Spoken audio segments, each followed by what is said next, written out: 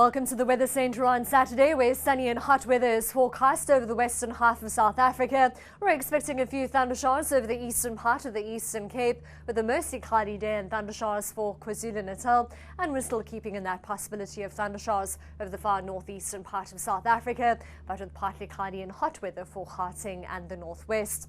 The South African Weather Service have issued a warning for a high fire danger rating, with favourable weather conditions for the spread and development of runaway fires, and that's within the shade of red.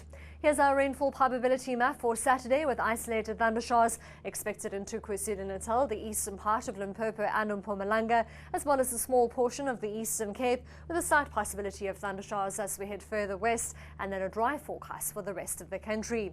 Here's that hot weather over the interior, with a sizzling hot afternoon in Uppington at 38 degrees.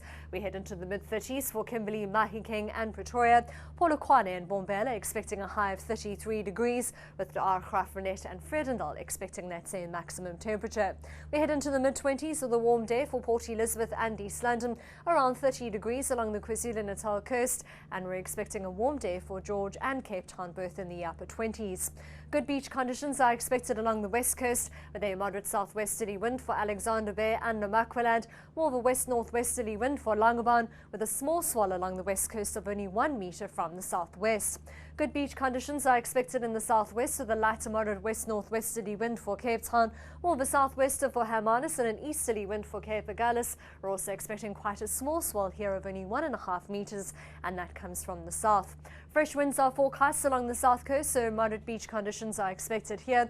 A predominantly easterly flow is expected, other than more of a southeaster for Plettenberg Bay, with a 2 metres southeasterly swell and wave heights between 2 and 4 feet.